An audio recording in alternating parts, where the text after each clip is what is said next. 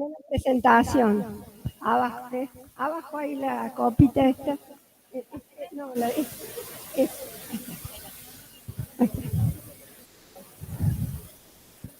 Bueno, vamos a abordar hoy una serie de temáticas vinculadas a la teoría, al conocimiento y a la arquitectura. Y después entrar un poco en las analógicas del proyecto. Pasamos. Esta mirada, digamos, o esta unidad, además aborda una noción del habitar como descubrimiento, vinculados a los arquetipos del habitar y a las lógicas analógicas y tipológicas. Pasemos. ¿Qué sería esto del habitar como descubrimiento? Vincúlenlo con lo que hablamos la semana pasada, bueno, la anterior, digamos, sobre Platón, el pensamiento platónico y neoplatónico. Es decir, ¿qué es lo que se descubre o qué es lo que se intenta descubrir? Se descubre aquello que fue creado de una vez y para siempre, algunas especies de esencias atemporales, desde esta mirada platónica, por supuesto, que no es la única y que de hecho la desmontamos a través de la noción de creación. La pregunta sería en este caso si hay algo así como una esencia del habitar distintiva de lo humano. En este caso, desde esta mirada, habría como una especie de concepción de lo humano como naturaleza, una naturaleza humana. Hay otras concepciones que tienden a pensar que hay condición humana, es decir, que es variable y cambiante con la cultura y con la historia. Bueno, de esta mirada, si esto fuera un tuit tan corto,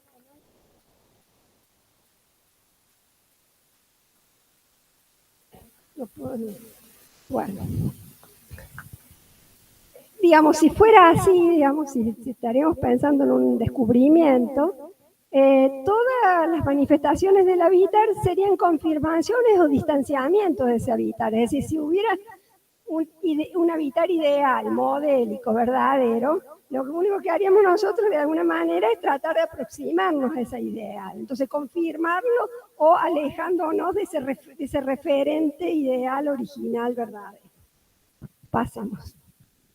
Entonces el habitar sería justamente un descubrimiento de esa esencialidad arquetípica, originaria. Repasando un poco algo que vimos la semana pasada, los arquetipos platónicos, básicamente la concepción del arquetipo es que las formas son encontradas en el mundo de las ideas, es decir, que tienen referencia ideal, perfecta, verdadera en el mundo de las ideas, y que eso da origen a las formas o a las cosas manifestadas, es decir, todo lo que se nos manifiesta como apariencia en el mundo terrenal, digamos. Pasemos. Lo interesante de esto es ver si realmente algo de esta mirada tiene relevancia en relación a la obra contemporánea, a la obra de arquitectura. Y podemos pensar, a lo mejor, en la obra del maestro Louis Kahn. Fíjense esta obra, ¿a qué arquetipo les remite? ¿Qué les parece? ¿Recuerdan cuáles eran algunos de los arquetipos que desarrollamos en la clase anterior? Bueno, ¿esto qué parece? ¿Más cueva o cabaña? Bueno, evidentemente en sí, además la atmósfera que crea la obra, la regulación de la luz, no solamente las formas curvas, los huecos, la idea de hueco, como si hubiera una masa ahuecada, que abre una espacialidad recóndita, de alguna manera reparada, una especie de cobijo en relación a una luz muy fuerte de la exterioridad. Bueno, una obra muy, muy interesante. Pasemos. Algunas imágenes de recorrido de esas obras. Y miren qué interesante algunas nociones de Louis Kahn, que además siempre aporta mucho al pensamiento, no solamente en su hacer proyectual. Él dice, un edificio debe comenzar con lo inconmensurable. ¿Saben lo que es lo inconmensurable? Lo que no se puede medir, lo que, digamos, casi lo infinito, digamos, lo que es imposible de atrapar desde una noción racional de medida. Entonces, comienza con lo inconmensurable porque, bueno, es lo que les pasa a ustedes nos pasa cada vez que iniciamos un proyecto. No solamente la hoja vacía, la pantalla, la nada, la infinidad de posibilidades, ¿no? Lo que de alguna manera, una especie de caos originario casi, ¿no? Entonces, un edificio debe comenzar con lo inconmensurable, luego someterse a medios mensurables, es decir, se va acotando, se va determinando, precisando. Cuando se halla en la etapa de diseño, es decir, se vuelve mensurable, se concreta, y al final debe ser nuevamente inconmensurable. ¿Y acá qué querrá decir? Que al final, una vez que se proyectó, se construyó, se debe volver a ser inconmensurable. ¿En qué sentido inconmensurable? ¿Qué les parece? En el habitar, sí, en la instancia del habitar, y también en la instancia de interpretarlo, ¿no? Es decir, las multiplicidades de interpretaciones, de sensaciones, de conceptos que la obra genera o propicia. Es decir, que se abre a una infinidad de lecturas. Pasemos. Bueno, vamos a ver la clase pasada empezamos, pasar la que sigue, empezamos a preguntarnos por la teoría, les mostré esta imagen, y habíamos dicho, muchos de ustedes dijeron bien que se trataba acá de un efecto de espejo, de reflejo. Entonces la pregunta era si la teoría realmente es un espejo de la realidad. Cada vez que hablamos de teoría hay que cotejarla con lo real y con la realidad. Es decir, la teoría es esa relación. Recuerdan que Roberto Doberti decía que la teoría no es la experiencia, sino la conciencia acerca de la experiencia. Y esa conciencia no es totalmente simétrica o equivalente a la propia experiencia, a la propia realidad. Pasemos. Fíjense, si pensamos en esa relación teoría-realidad o teoría-objeto, por ejemplo, sería interesante desmontar esa supuesta identidad entre la teoría y la realidad. Un cubo, pensemos en un cubo. Desde la teoría podemos reducirlo a un cuadrado, a la figura de un cuadrado. Y hay una reducción ahí, pero una reducción que permite leer algo, permite comprender algo de eso, no la totalidad, porque la realidad en sí misma es múltiple, es infinita, es compleja, es imposible de ser atrapada desde nuestra inteligibilidad. Entonces hay siempre algún grado de reducción en la propia teoría porque hay un recorte, hay un enfoque. Entonces podemos decir que no es un reflejo, Aún si pensamos en el reflejo como espejo, cuando nos miramos al espejo, hay una reducción. Primero porque hay una reducción a un plano y además por el tamaño. Quiero que aparecemos reducidos en tamaño. Si medimos nuestra cara y luego medimos la imagen del espejo, ya van a ver que hay una reducción. Es decir, que hay un pasaje y una transformación en esa relación entre lo real y la imagen. Y por otro lado también hay algo del orden desde la concepción platónica, habría una especie de esencia, núcleo esencial, verdadero, que fuera, y lo demás, lo que rodea ese núcleo, serían como capas que envuelven el objeto, que arman una exterioridad. Entonces habría una relación interioridad-exterioridad en la que desde la idea platónica se consideraría más verdadero el núcleo interior. Desde una concepción contemporánea, nada es más verdadero quizás, a lo mejor que la piel, o es más verdadero los órganos que tenemos en el interior. Es decir, que la exterioridad, primero la idea sería no escindir, no separar, no cortar una adentro y una afuera, pero pero no necesariamente la interioridad tiene un mayor valor que la exterioridad o que las capas que la envuelven. Entonces podemos pensar que hay una opacidad radical del conocimiento respecto del mundo. Es decir, que el mundo es opaco a nuestra posibilidad de conocerlo. Y por eso se generan teorías también que van de alguna manera postulando esas miradas, esas cosmovisiones acerca de la realidad, que son contingentes, históricas, cambiantes, a veces contradictorias entre sí. Esta concepción también de una dualidad, por ejemplo, interior-exterior, también se puede traducir en esencia-apariencia, interioridad-exterioridad, y en la tarea de lo que se trataría desde esta mirada neoplatónica sería el desvelar, es decir, descubrir, desvelar ese núcleo interior verdadero. Pasemos.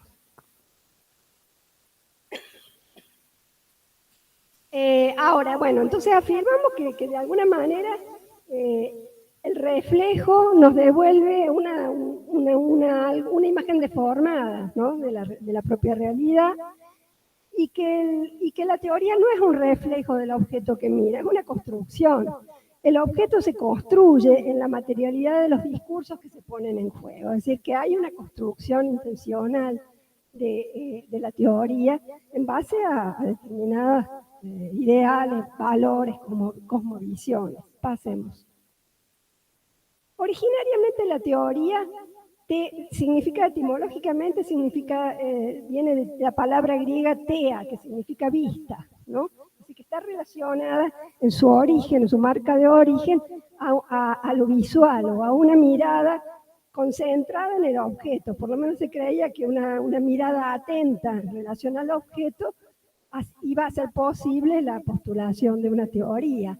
Y el teórico era un disciplinado en la observancia, ¿no?, en la percepción intelectual y sensorial. Ahora, eso luego se fue superando, y en realidad a partir ya del siglo XVI se piensa que al teórico como alguien que considera hipótesis especulativas, es decir, que cuando miramos algo, no solamente extraemos lo que vemos de afuera hacia adentro como nos impacta, sino que en realidad arrojamos sobre lo que miramos hipótesis especulativas. ¿En base a qué? A nuestro conocimiento acerca del mundo, ¿no?, a determinados valores, a modos de ver. Pasemos. Nos dice Roberto Goberti, en relación a la teoría también, como que es una mirada que ve y quiere ver más porque pretende disponerse para una acción diferente. Está bueno esto en el sentido de la mirada proyectual, ¿no? Es una actitud o una disposición a estar atento, a poder, para querer ver más, digamos. La comprensión nos dice que alcanza, hace que lo que nos pasa no se escurra. Esto es lindo. La comprensión a la que arribamos hace que lo que nos pasa no se escurra, intenta hacer cuestión de lo que nos pasa, problematizar su recurrencia. Es decir, no solamente se arroja algo sobre el objeto, sino que en realidad se lo problematiza. Se lo problematiza y es una manera de atrapar en algo esa realidad. Pasemos. Y en términos proyectuales o de los procesos de proyecto, pensar la teoría implica también poner en juego exploraciones, ¿no?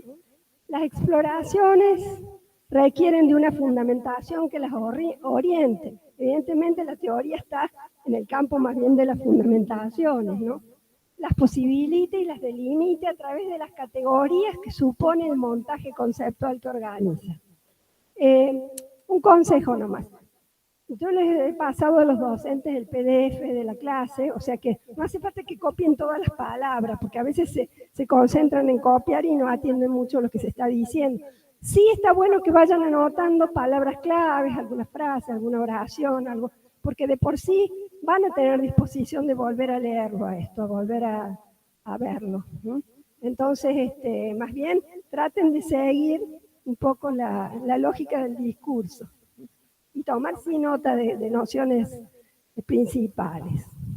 Entonces, fundamentación, exploraciones, ese highway que yo les mencioné, creo que la clase pasada, los ciclos de la luna, fíjense, los tótems, esos que arma, es una muestra que hizo en la Recoleta. Pasa. Esta imagen siempre me gusta mostrarla también, porque nos dice algo de la relación entre la realidad, la representación, el lenguaje. Es una muestra en el museo, en el MoMA de Nueva York, de 1965, Joseph Kosuth, que lo llamó Una y tres sillas. Una y tres sillas. Entonces, la pregunta sería, ¿cuál sería la silla más silla o la silla verdadera, digamos? O sea, porque expone una silla de madera, la fotografía blanco y negro de la silla y la definición de silla del diccionario. Fíjense cómo hay como un juego de duplicaciones, de representaciones y de distintos lenguajes, ¿no? Traducción a lenguajes. Ahora, la silla esta de madera sería, evidentemente tiene más relación con la realidad de la silla, pero no agota en sí misma todas las posibles sillas que hay en el universo, que podría haber. Es decir, es una silla más, es esta silla. Es tal silla de tal material, podría haber otras. Entonces, ¿qué quiere decir? Que ni siquiera el objeto real en sí colma una especie de verdad acerca del objeto o un arquetipo del objeto silla. Pasemos. Bueno, y algo también que me parece interesante situar, es que la teoría en realidad lo que genera son conceptos. Es un modo de generar conceptos con un grado de coherencia y de consistencia. Pero responde de alguna manera, o está inscrita en un contexto de teorías de corrientes epistemológicas, es decir, corrientes de pensamiento que tienen que ver con paradigmas de época, nociones, valores, cosmovisiones, que entonces la podemos inscribir dentro de las concepciones. Y a su vez, la teoría genera o hace posible la emergencia de determinadas metodologías. Las metodologías son como caminos, métodos, caminos para poder de alguna manera estudiarlas, comprenderlas. Y a su vez, luego también eso desencadena una serie de técnicas posibles que en realidad, las metodologías lo que hacen básicamente también es aportar categorías de estudio, ¿no? Es decir, un concepto se puede traducir en una categoría. La categoría es un concepto operativo que permite, por ejemplo, la ley de la Gestalt, no sé si estudiaron alguna vez.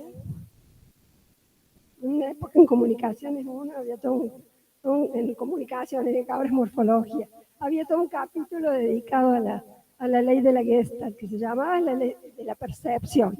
Se planteaba como ley, cosa que puede ser criticable porque, digamos, cada cultura a lo mejor percibe de distintas maneras, pero la Gestalt generalizaba algunos modos de percibir más o menos supuestamente universales.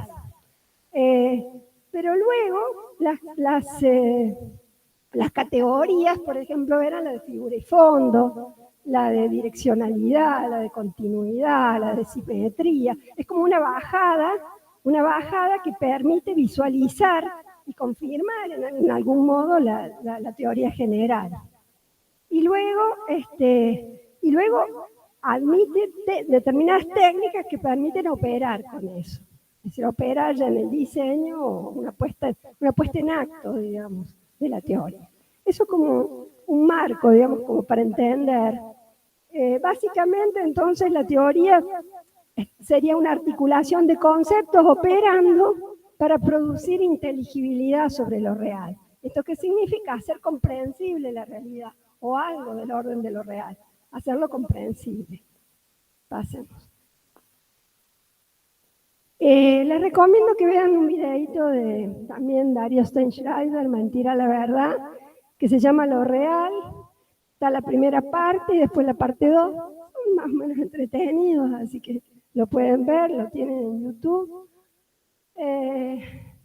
Bueno, básicamente en la primera parte él habla, digamos, se pregunta por lo real, ¿qué es lo real? Digamos, ¿cómo aproximarnos a lo real? Entonces nos dice que hay justamente distintas concepciones acerca de lo real. Una es el objetivismo, en la que se piensa que el sentido de las cosas existe. ¿Se escucha bien de atrás? Bueno, que el sentido de las cosas existe independientemente del hombre, ¿no? Por eso es objetivismo, el puro objeto, ¿no? Es una concepción de Aristóteles. Entonces, aparecería el ser silla, digamos, en relación a las imágenes que vimos antes, habría como un ser silla que comprendería, digamos, esa totalidad de la noción de silla, o de las posibilidades de la silla. Y está vinculado, por supuesto, a una concepción metafísica. Y para Aristóteles el sentido de las cosas está en las cosas mismas, como que el sentido es inherente a las cosas mismas. Hay otra concepción, que sería el relativismo, en donde lo real es una construcción hecha por el hombre de acuerdo a algún contexto. Y esto sería el relativismo, es decir, relativo a una construcción que pone en juego de alguna manera la subjetividad, o esta noción de que el hombre es la medida de todas las cosas, y esa medida está, caracterizada también por las variables de género, de cultura, la época, la ideología.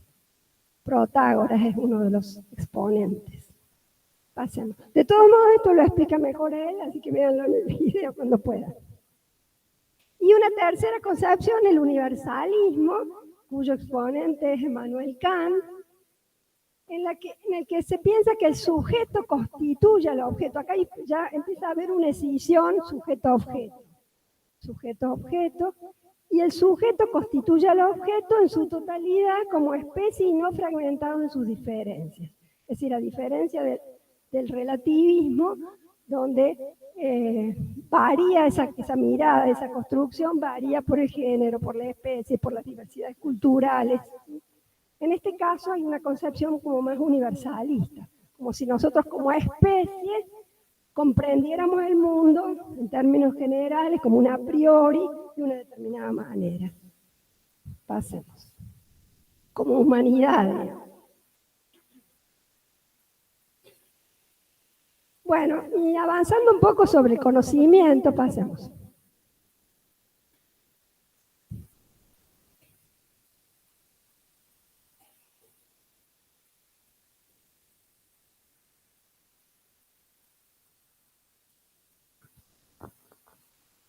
Un filósofo esloveno que se llama Slavoj Žižek, bueno, es interesante lo que nos dice, porque en realidad aporta a una concepción del conocimiento, del carácter performativo, así lo llama él, del proceso de conocimiento. ¿Saben lo que es performance? Performance. Tiene que ver, ¿no? Como una acción, ¿no? Algo, una especie de acontecimiento, ¿no? Algo que se hace. Y fíjense lo que nos dice, interesante, ¿no? Un poco desmonta o desbarata la noción platónica, la concepción platónica, porque dice, cuando el sujeto penetra detrás de la cortina de la apariencia, si hubiera una cortina que sería la apariencia, cuando el sujeto penetra detrás de la cortina de la apariencia hacia la esencia oculta o en busca de esa esencia oculta, piensa descubrir aquello que estaba ahí desde siempre, es decir, esa esencia temporal, ese núcleo verdadero, y desconoce que al avanzar detrás de la cortina es él mismo quien ha llevado allí lo que ha encontrado. ¿Se entiende?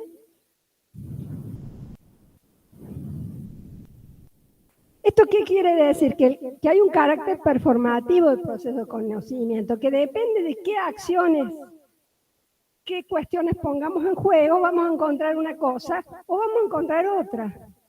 Si nosotros estudiamos una obra de arquitectura, evidentemente la vamos a ver. En esta materia van a ver algunos conceptos, algunas nociones, y van a encontrar determinadas, van a obtener determinados hallazgos.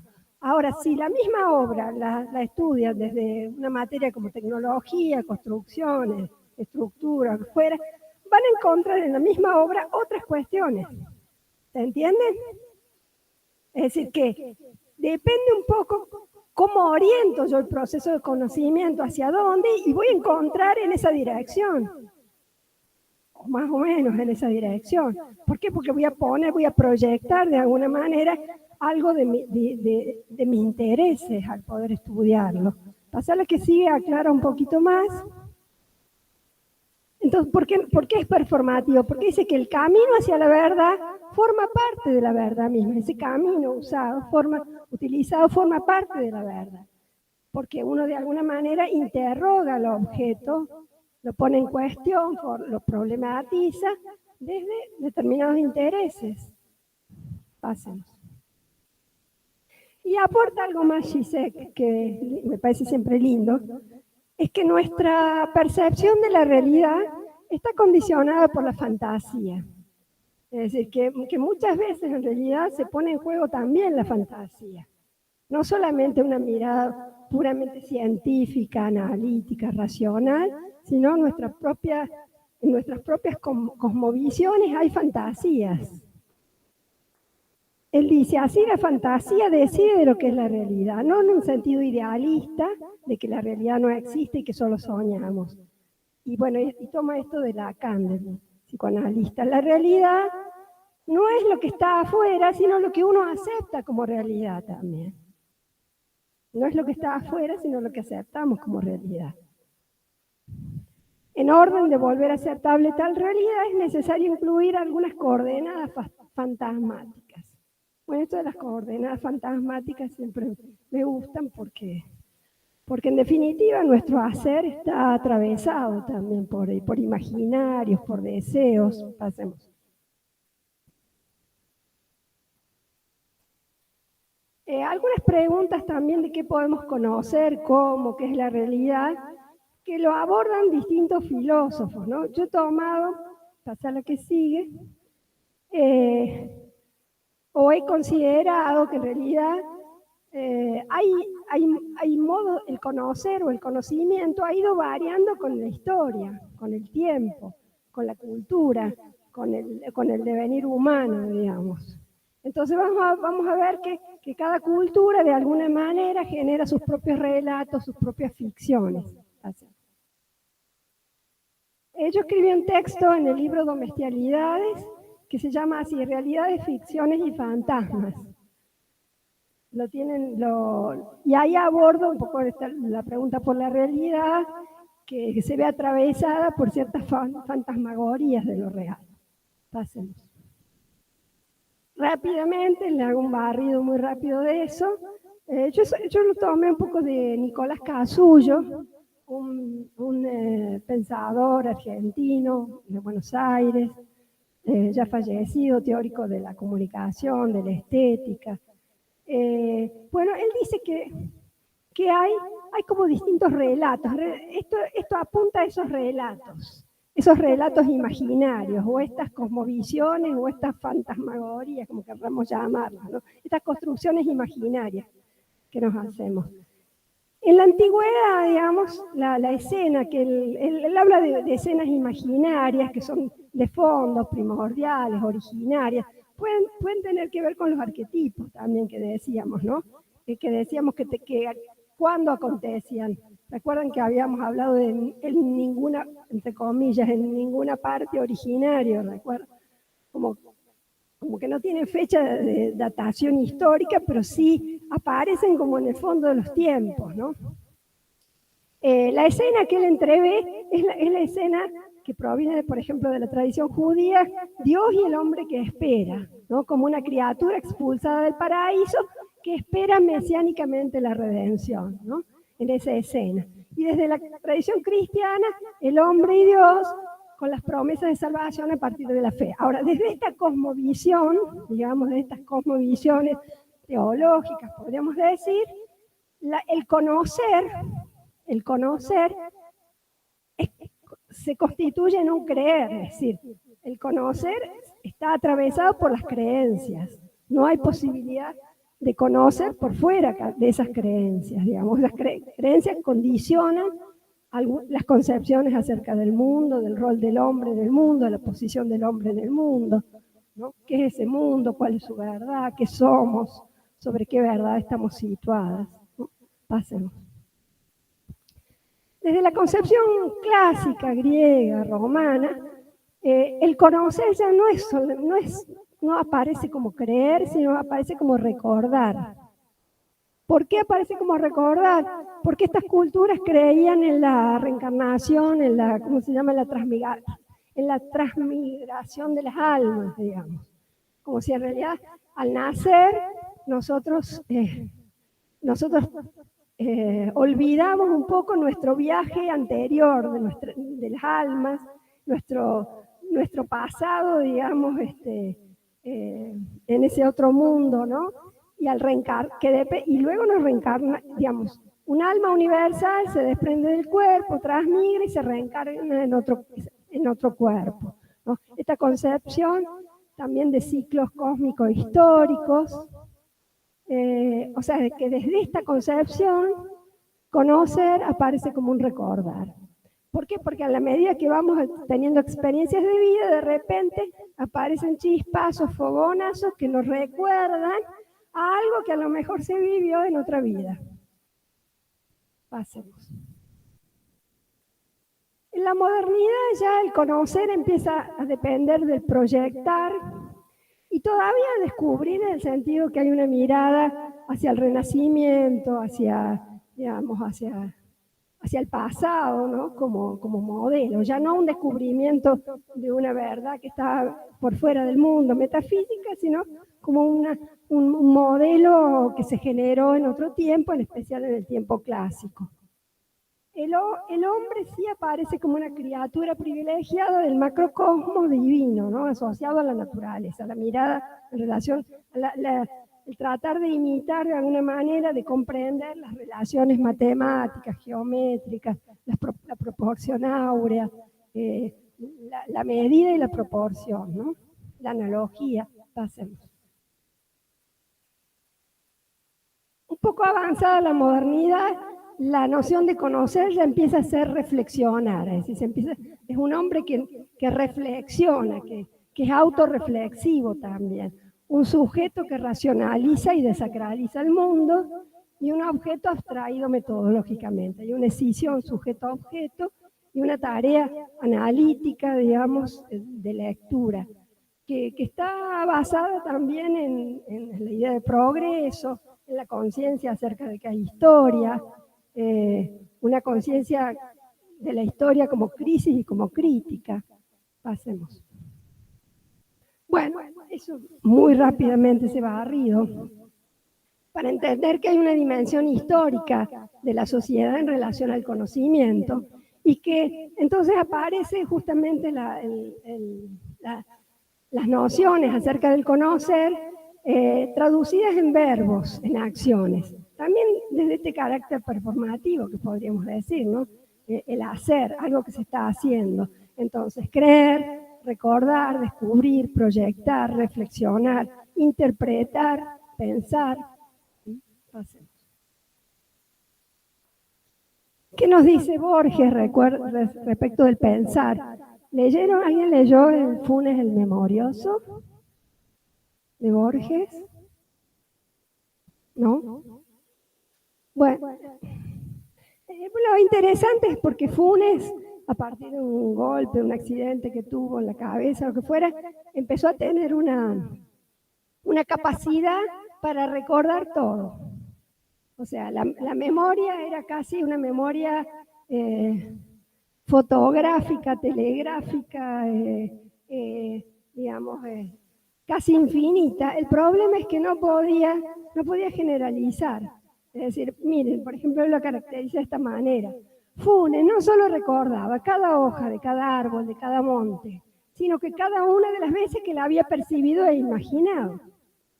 En el abarrotado mundo de Funes no había sino detalles casi inmediatos. No lo olvidemos, era casi incapaz de ideas generales platónicas. No solo le costaba comprender que el símbolo genérico perro abarcaba tantos individuos dispares de diversos tamaños y diversas formas, le molestaba que el perro de las 3 y 14, visto de perfil, tuviera el mismo nombre que el perro de las 3:15 visto de frente. Su propia cara en el espejo, sus propias manos, lo sorprendían cada vez. ¿Se entiende un poco la ironía de Borges? Es decir, nosotros hemos aprendido. El niño desde muy pequeño aprendió, aprendió a reconocer primero la manzana y luego la generalizó dentro de formas tendientes a lo circular. Y el color, el rojo de la manzana o el verde de la manzana, lo que fuera, luego lo pudo extraer de alguna manera y aplicar a otras situaciones donde veía un estímulo parecido. Esa es toda una tarea de aprendizaje que la hacemos desde muy chiquitos. Bueno, esa era la incapacidad de Funes. Entonces, nos dice Borges, sospecho que sin embargo no era muy capaz de pensar. O sea que para él pensar implica de alguna manera olvidar diferencias, generalizar, abstraer. Pasemos. Nos dice Max Weber, un sociólogo de la modernidad también, que el sentido no está dado en el objeto mismo. O sea, sería contrario a esta mirada del objetivismo que habíamos visto, ¿no? Aristotélica. El sentido no está dado en el objeto mismo, no es una cualidad inherente a él, no se lo puede aprender con un procedimiento destinado a estudiar solo las cualidades de las cosas, sus leyes, sus características permanentes. Los hombres asignan diversos sentidos a las mismas cosas y el mismo sentido a cosas diferentes. Bueno, de eso se trata un poco de interpretar, ¿no? Es decir, justamente es como una libertad. Ahí ven una interpretación que hicieron alumnos, nuestros alumnos, y cuando visitamos los ateliers en Ciudad de las Artes, que los había diseñado el arquitecto Morini. Y bueno, hicimos una experiencia, un concurso de fotografías, y fíjense que las diversas lecturas, ¿no?, que habían tenido los alumnos, bueno, salvo esta que es, bueno, no, era del alumno también. Ahí incorporó algo del arte, aparece Raquel Forné en una obra y aparece Andy Warhol metido por ahí, ¿no? Bueno, pasemos. Gastón Bachelard, un epistemólogo respecto del conocimiento, nos dice, y eso es bastante simple, pero es muy claro, nos dice, todo conocimiento es respuesta a una pregunta. Y eso tómenlo casi como norma. En nuestra materia tratamos siempre de formularnos preguntas. Es decir, iniciamos cada unidad a partir de una serie de preguntas. Todo conocimiento es respuesta a una pregunta, nada es espontáneo, nada está dado, todo se construye. Salir de la contemplación de lo mismo y buscar lo otro implica también dialectizar la experiencia.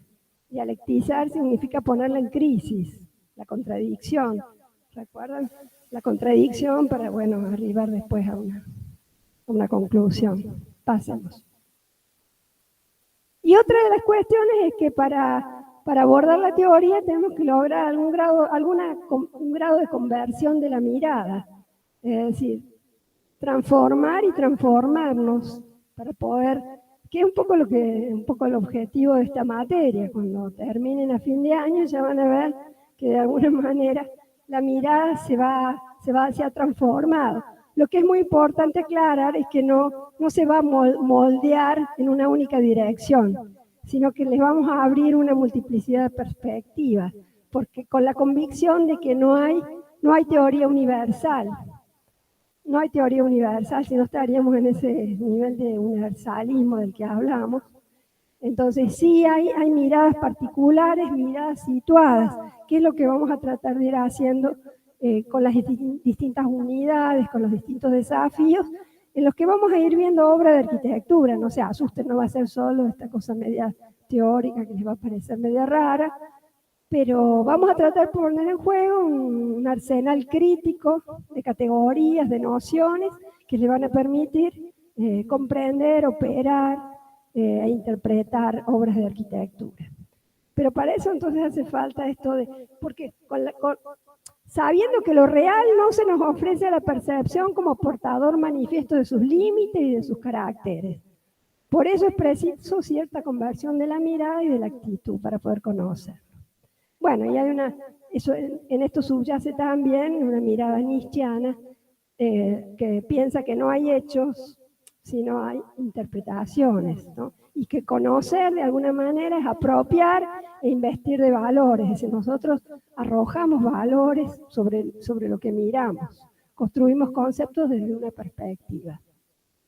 Entonces, desde esta materia vamos a tratar de construir estas diversas perspectivas, que no totalizan el universo de posibilidades, personas algunas que hemos seleccionado que nos parece que son lo bastante amplias y diversas entre sí, que les van a permitir tener algún panorama para ustedes de repente situarse desde la que mejor les resulte más apta.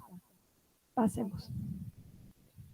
Y la teoría arquitectónica tiene que ver también con los discursos, pero los discursos entendidos como prácticas que forman los objetos de los que hablan, ¿no?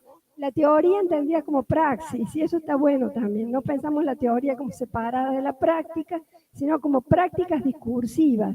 Es decir, la misma teoría es una práctica discursiva. Pasemos. Espera, una cosita más. Solá Morales, un crítico arquitecto de la arquitectura, dice algo interesante. La realidad no existe previamente esperando a que nos acerquemos a contemplarla, sino que se produce a través de los medios que construimos para acceder a ella. Yo creo que eso condensa un poco esto que decía Zizek, la concepción performativa del conocimiento. De acuerdo a los medios que construimos para acceder, digamos, acceder detrás de la cortina, vamos a encontrar algo que nosotros mismos hemos construido. Pasemos. Bueno, y entonces estas prácticas teóricas, prácticas proyectuales, están, por supuesto, atravesadas por los contextos históricos, por las condiciones sociales, políticas, económicas, que de alguna manera condicionan las prácticas y a su vez las propias prácticas proyectuales condicionan los ámbitos de vida y todo se va retroalimentando. Pasemos. Podemos decir que hay interacción entre discursos y prácticas, que esa interacción implica disputas, conflictos, excesos, dominaciones. Por ejemplo, esta obra del arquitecto Rafael Iglesias, Rosario, el Parque Independencia, fíjense, él nos dice, les leo textual, el edificio desaparece, los troncos se confunden con los de la arboleda y solo se manifiesta la línea recta de la losa gravitando en la arboleda como única señal de la intervención del hombre. Es un lugar de encuentros, es en fiestas de cumpleaños, reuniones. A pesar de su aspecto artesanal, los troncos pueden ser pensados como columnas premoldeadas, cuya fabricación ha quedado en manos de la naturaleza. No obstante, con el tiempo, los troncos irán perdiendo la corteza para dejar paso al color rojo que el tanino le da a la piel y más tarde adquirir el color plateado que le da el tiempo, las canas, la vejez. Bueno, ese es su relato, es el relato del arquitecto que le dio sentido a la manera en que proyectó. Ahora, ese relato no agota todas las otras interpretaciones que podemos hacer de la obra. Yo cuando la vi, me pareció que había algo muy interesante, que lo que hacía era de alguna manera desnaturalizar la materia madera, digamos, que cuando nosotros vamos y la compramos en un aserradero o que fuera, compramos el listón ya cortado, ya aparece como un material más, como si compráramos eso, lo mismo que comprar una pieza de plástico o cualquier otra cosa. Él al trabajar la columna con un tronco virgen, digamos, casi virgen, apenas cortado, natural, lo que hace es hacernos conscientes acerca de que la natural, digamos que nosotros para hacer esa obra le hemos sacado a la naturaleza algo para usarla en nuestra construcción, pero ya no como un material de la construcción que viene dado, que está estandarizado, normalizado en el mercado, sino que nos hace conscientes acerca del uso que hacemos de los recursos naturales o de la naturaleza. Pero esa es una lectura, a mí se me ocurrió, a lo mejor puede haber otras, múltiples. Pasemos. Bueno, entonces con esta idea de que la arquitectura y sus representaciones imaginarias, sus discursos, se producen mutuamente. Entonces no es inocuo digamos, lo que las otras artes, el cine, la literatura, la plástica, las diversas artes en realidad influyen también afectan la manera en que podemos pensar la arquitectura.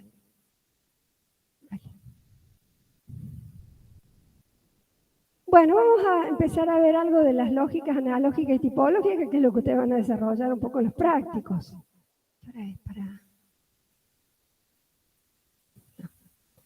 Bueno.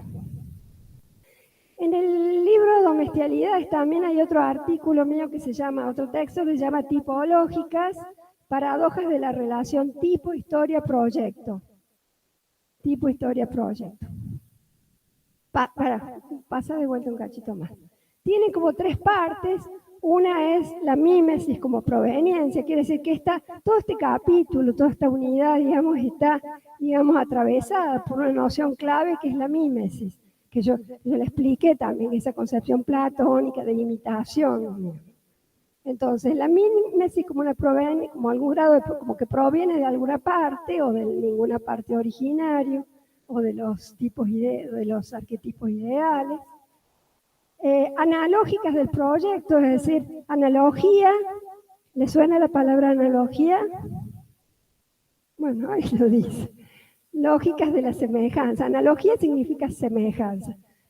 Generalmente se proyecta mucho por analogía, porque bueno, ustedes van, cuando tienen que proyectar, consultan referentes y de repente a lo mejor algo extraen de eso, algunos a la manera de,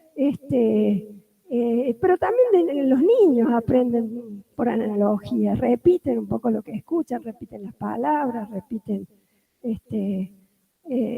tenemos la analogía como incorporada, ¿no? Y luego vamos a ver, y en tercera parte, que es las tipológicas del proyecto, es decir, las lógicas del tipo,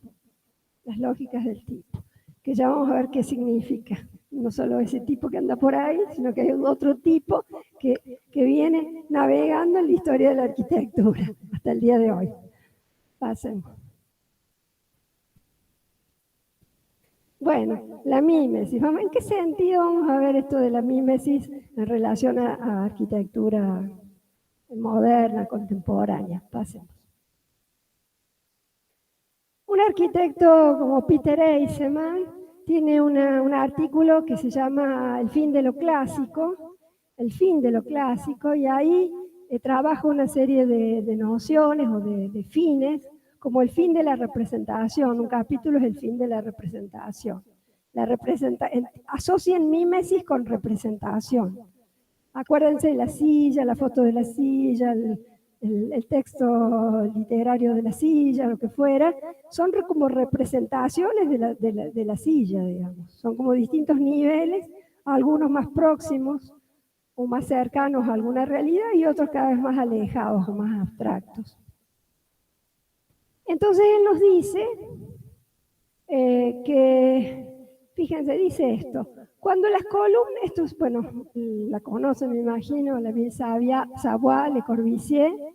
Entonces nos dice: cuando las columnas suplen a los árboles y las ventanas parecen escotillas de barcos, los elementos arquitectónicos se convierten en figuras representacionales, o sea, que imitan de alguna manera, que llevan una desmedida carga de significado. Y porque en realidad lo que nos está queriendo decir es que aún el movimiento moderno, que intentó hacer como una especie de tabula rasa con el pasado, con la historia, y generar lo nuevo, la nueva arquitectura, aún así siguió de alguna manera recurriendo a algún grado de mímesis. En este caso ya no mímesis con lo clásico, sino mímesis, por ejemplo, con los artefactos de la época, el transatlántico, por ejemplo, los barcos, los aviones, Es decir, los objetos técnicos que generaban algún grado de fascinación, digamos, en el momento, que eran novedosos y eran objeto de admiración. Entonces podemos pensar esta arquitectura naviera, por ejemplo, de Le Corbusier, donde realmente parece la sensación de estar en un barco, ¿no? Pasemos. Para una cosita más en el anterior.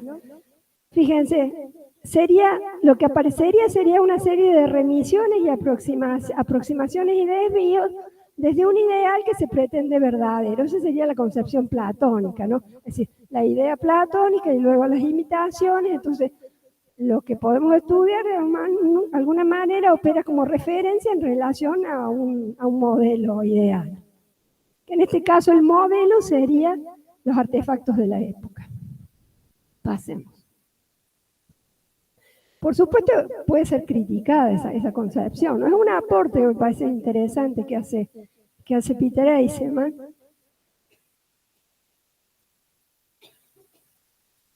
Porque de alguna manera desmonta un poco esto de que la arquitectura moderna tiró totalmente el pasado, es decir, dejó de lado la mímesis. Es decir, la mímesis se pensaba como algo del pasado, la imitación de los estilos clásicos, del Renacimiento. El mismo Le Corbusier, si estudiaron alguna de sus obras, en sus fachadas, trabaja con la proporción áurea, los rectángulos dinámicos, que son relaciones que se estudiaron en especial en el Renacimiento, órdenes, digamos, geométricos del Renacimiento.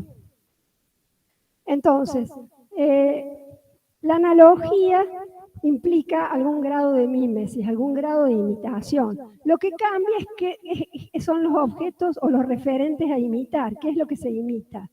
¿Qué es lo que se toma como referente? Se puede tomar las reminiscencias neoplatónicas como tipos ideales, arquetipos. Eso puede ser un referente. Pero también hay referentes en el mundo de la naturaleza, es decir, puede haber mímesis en relación a algo del mundo de la naturaleza, que podemos encontrar un montón de ejemplos en la arquitectura que imitan algo del orden de la naturaleza.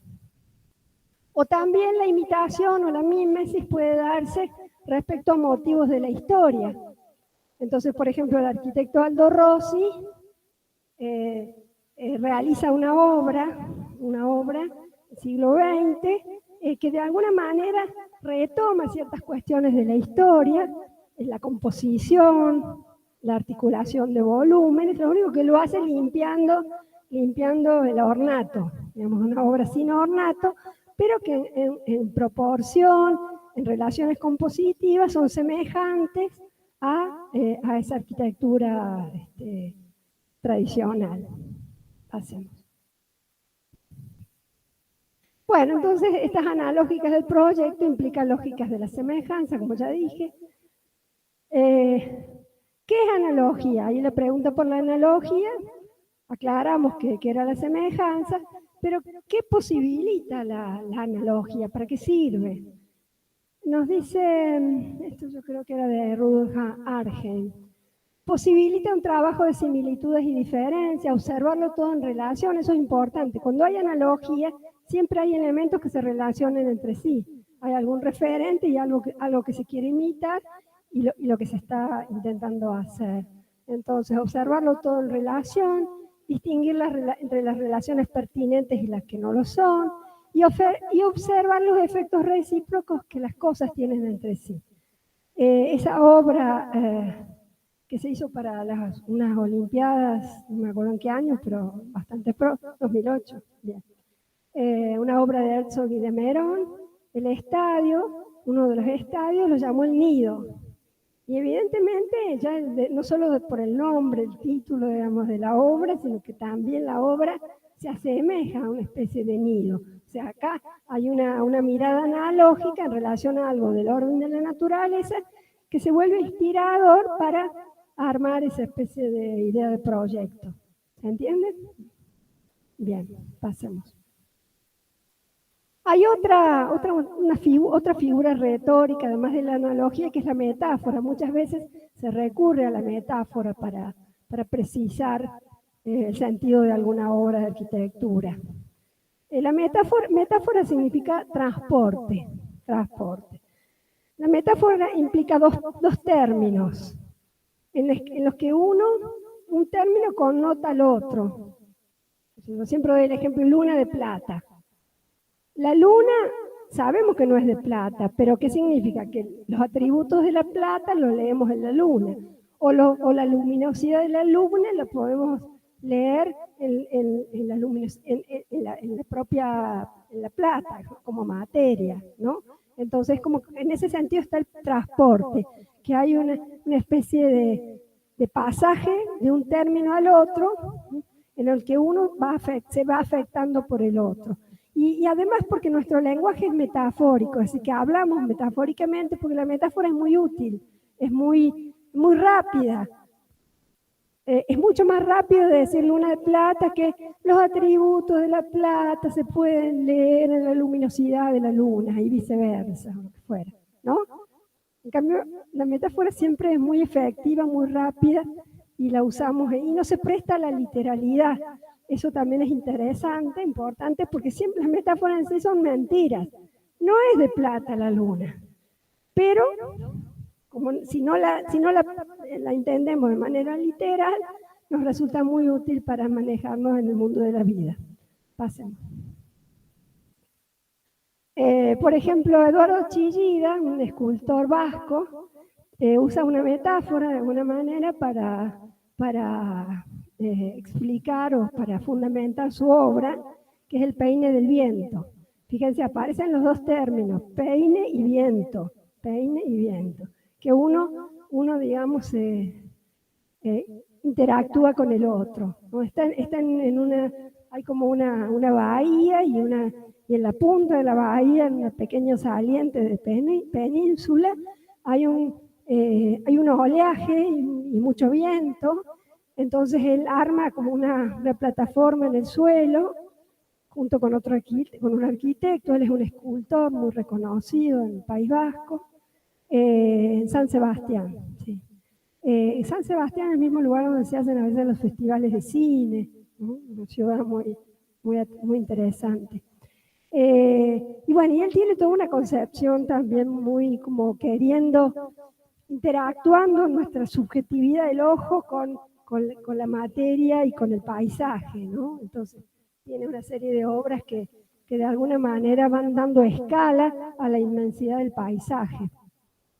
Y bueno, en el peine del viento, entonces, es como una plataforma con agujeros. El agua, cuando impacta, pasa por debajo de esa plataforma y emergen los chorros de agua por la fuerza del oleaje, y al hacerlo hacen como una especie de musicalidad, como un rugido, como si estuviera realmente animado, ¿no? Y a su vez sus esculturas son esto que sugieren el peine, digamos, que es como docilizar un poco el impacto del viento, la ferocidad de la naturaleza, ¿no? Entonces aparecen estas esculturas que las llama el peine del viento, muy interesante, Chillida. Una obra muy hermosa realmente. Pasemos. Acá se ve lo que le estaba describiendo, ¿no? La plataforma, los chorros de agua, y emergen sus esculturas ahí como brotando de la piedra. Pasemos.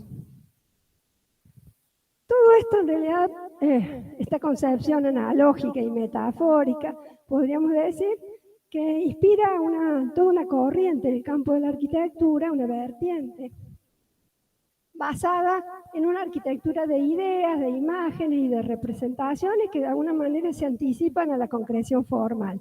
¿Eso qué significa? Que muchas de estas obras aparecen casi como generadoras, lo que en general a veces en arquitectura se llama la idea generadora, como que hay una idea que es una a priori del proyecto, inspira el proceso del proyecto para este tipo de obras. No es la única manera, creo que los modos contemporáneos han medio dejado un poco de lado eso, pero todavía coexisten.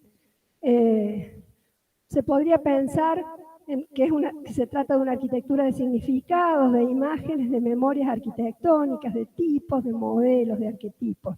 Y podemos leer algunas obras de Aldo Rossi, de Miguel Ángel Roca, del arquitecto Clorindo Testa, que están dentro de esta línea, ¿no? Inspirada por alguna noción, alguna figura, algún concepto que orienta el proceso de diseño. Pasemos.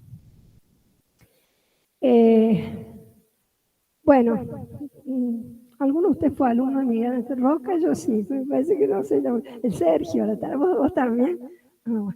Tuvimos a Miguel Ángel Roca de profesor en nuestra casa, y bueno, y él siempre nos mostraba imágenes de Magritte, René Magritte, esa obra de arriba es René Magritte, ese ojo en donde se reflejan las nubes, se captura el cielo, ojos de cielo, diría Víctor Heredia, ¿no? Ojos de cielo. Nos mostraba esa obra, nos mostraba otra de Magritte, que era esa chimenea en la que se incrustaba la locomotora, que en realidad es una obra propia de lo que se llamó el surrealismo, ¿no? Donde se juega con distintos tamaños, con elementos que son imposibles desde una realidad lógica, pero son imágenes que pueden ser pertenecer más al campo de lo onírico, de los sueños, ¿no? Al inconsciente. Entonces, algunos de los rasgos de este tipo de concepciones, de arquitecturas, son, por un lado, la figuración, siempre se valen de una figuración, es decir, que no es una arquitectura abstracta, es una arquitectura que remite a figuras, ya le voy a mostrar, al surrealismo, a las formas puras y a la idea de composición. Pasemos. ¿Hay composición acá en esta obra de los CPC? ¿Cómo es? ¿Qué significa? ¿Cuándo hay composición en una obra de arquitectura?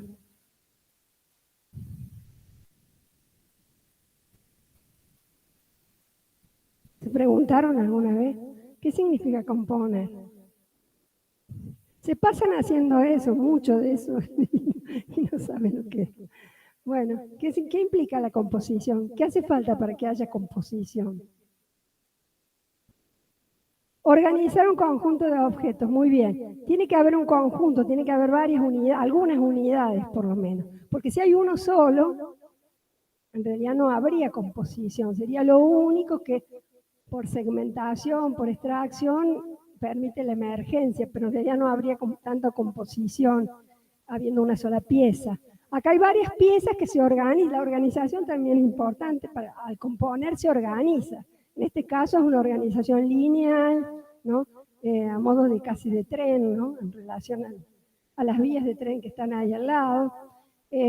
Bueno, y se compone con elementos simbólicos también que tienen como un valor a priori, ¿no? Entonces acá Miguel Ángel Roca está trabajando con algún grado de mímesis o de reminiscencias de las formas geométricas puras, de los volúmenes elementales, y trabajando con una composición,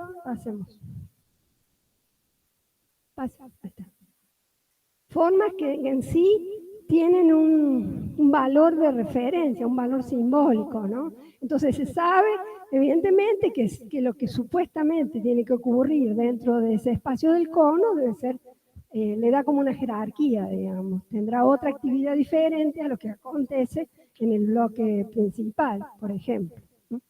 Pasemos. O en este caso, también de Miguel Ángel Roca, el pabellón Sepia, donde funciona ahora la Escuela de Artes, donde podríamos hacer alguna relación también de analogía, si bien yo nunca escuché que él la hiciera. Pasa la que sigue. Está al lado del pabellón residencial, una obra, digamos, más antigua, digamos, que trabaja un basamento, un coronamiento, como una mansarda francesa, ¿no? Entonces pasa de vuelta al anterior, fíjense cómo él aparece, ¿no? Un basamento, un coronamiento, con otro lenguaje más depurado, pero de alguna manera está mirando los signos, está leyendo los lenguajes del alrededor, y está de alguna manera generando algún tipo de armonía, algún tipo de resonancia o de consideración por lo que hay alrededor, ¿no? Entonces hay algún grado de analogía, podríamos entenderla como una analogía. No es una analogía, no es una copia directa, pero sí es una es un intento de recrear, podríamos decir, edificios anteriores. Pasemos. Bueno, inclusive él las considera una calle plaza, una serie de... Él lo remite también a lo tipológico, fíjense, un sistema basado en múltiples elementos tipológicos que tienen la posibilidad de variadas combinaciones, es decir, distintas composiciones también. Pasemos, sí. Ah, claro, esta facultad también la... Claro, siempre, digamos, es como que él juega con tipologías que son urbanas, una plaza con un hall central que lo lee como una plaza, una calle, es decir, hay un juego tipológico que de alguna manera tiene consideración por esos valores simbólicos de determinadas formas y determinados tipos arquitectónicos. Ya lo vamos a ver la clase que viene más, los tipos. Pasemos. Sin embargo, en el interior, la interioridad, aparece algo bastante rico, de trabajo con la luz, como más abstracto, ya acá es como que casi que la mímesis desaparece acá, ¿no? Hay como ya una libertad, una sensación en el interior de estar en una obra totalmente contemporánea. Pasemos. O en este caso, el claustrorum, ¿no? Se llama el claustrorum, donde él también usa una metáfora para definir es decir, porque esto es como un claustro